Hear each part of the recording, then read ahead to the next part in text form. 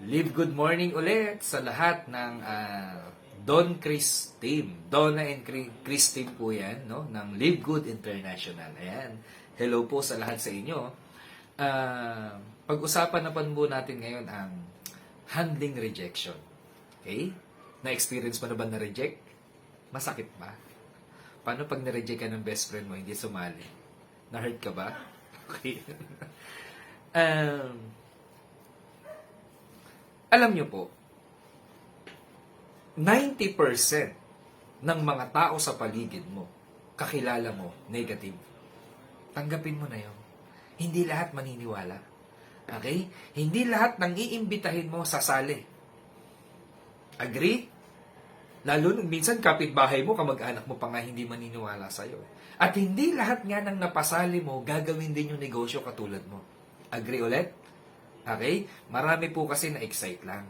Marami kasi gusto lang kumita. Pero ayaw gawin yung negosyo. Okay? Alam nyo po, ang mga tao sa labas, kaya hindi agad naniniwala nagjo-join. Kasi bakit? May mga past experience kasi yan. Yung iba dyan na scam. Tama? Baka nga pati ikaw eh. Okay? Naglabas ng pera sa isang investment, kala tutubo lang yung pera, kikita yung pera. No? Trabahong tamad. Okay? Kaya nalibiktima ng scam. Sorry po pero walang overnight success.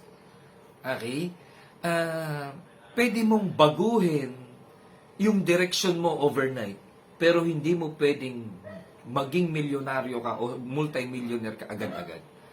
Okay? Nasa sa atin po kasi yan. Ngayon, doing live good business, okay lang na ma-reject ka. Okay lang na hindi agad maniwala yung pinapasali mo. Okay? Hindi naman ikaw yung nireject nila eh. Ang nireject nila yung opportunity na ino-offer mo. Okay? Minsan nga, kapatid mo pa, pinsan mo pa, best friend mo pa, kamag-anak mo pa, okay lang yun. Ang importante, inuna mo sila. Dalawa lang yan eh. After 6 months, 1 year na magtutuloy ka rito, 2 years na, kumita ka, umasenso ka na bago yung buhay mo. Ano yung sasabihin ng mga taong malapit na inuna mo? Sayang, sana pala naniwala ako nung una.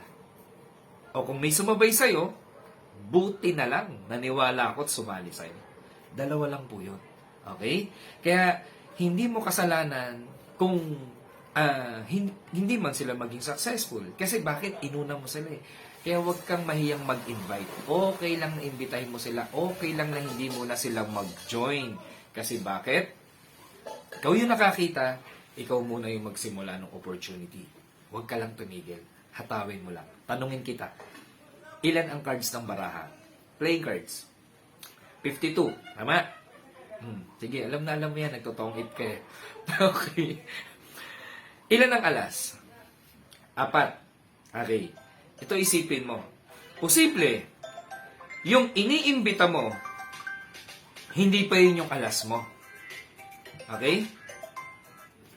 Baka mamaya, panapon lang yan, pansapaw lang yan, kumbaga sa tong 8. Pero wag kang tumigil. 52 cards. O invite. Bumunot ka ng bumunot ng baraha. Baka malay mo, sa susunod na bunot mo, yun na yung alas mo. At na yun na yung magpapalaki ng grupo mo. Ang gusto lang ni Lord, makita niya na deserving ka. Mataw ka lang. Kasi bibigay yung mga taong tamang tao para sa'yo sa tamang panahon pag handa ka na. Gets? God bless you. Sa susunod na video po ulit. Congratulations sa lahat po ng team natin. God bless.